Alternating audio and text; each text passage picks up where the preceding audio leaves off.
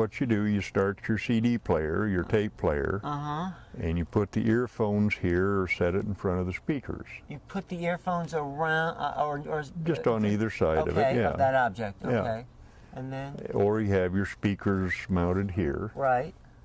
And that way, the energy field expands out to 65 miles, and we've actually measured that. So the sound from the speakers from the CD hits this object and then kind of ricochets out? Well, it just activates it, I guess is our best terminology. Okay. Our voices are activating it as we speak. So, is there something in a sacred geometric form, these 3 rings coming together? all of the light life technologies are based on the sacred cubit from Egypt. The cubit being a measure of length. This measurement, as we know now, as a cubit, appears to be based on a specific wavelength in the gravity field, which is responsible for the construction of physical matter. 20.5 inches. Now, there were 19 different cubit lengths known in Egypt.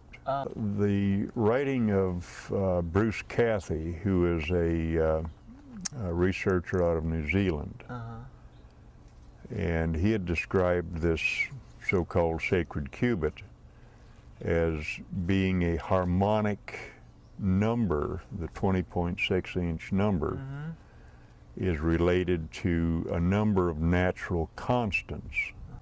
It's a harmonic of the radius of the hydrogen atom.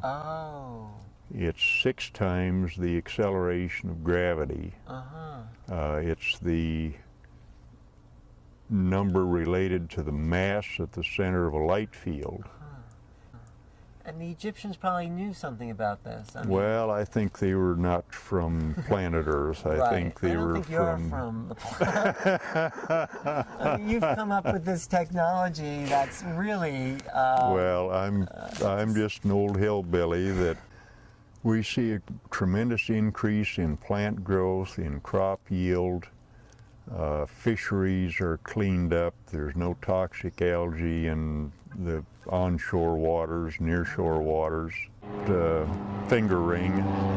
Oh, a finger. What's the finger ring do? Well, this will alter the chief characteristics of an individual who desires change. Really? Still using the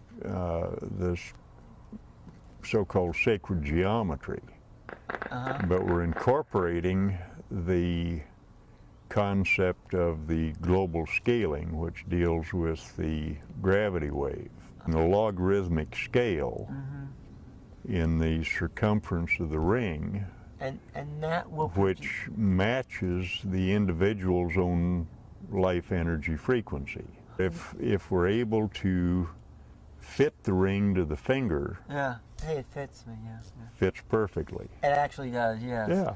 So what will that do then? Well, you'll see a change in your emotional states. Yeah. In the very basic elements.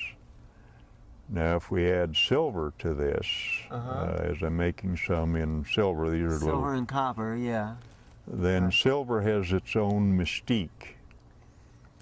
And silver has mystical, alchemical, mythical, and actual physical properties. Like gold itself. Like gold. Yeah. There's a lot of mystique and mythology around gold. Quality of gold as a material substance that and it has to do with the absolute molecular frequency of the gold itself. And so you're an old alchemist. This is what the alchemists were really after. Absolutely. We understand it from that viewpoint. And what are we dealing with alchemy is spiritual change. Right. You know, raising the vibration. Right. And we can now, with a technology, actually make these changes in a predictable fashion.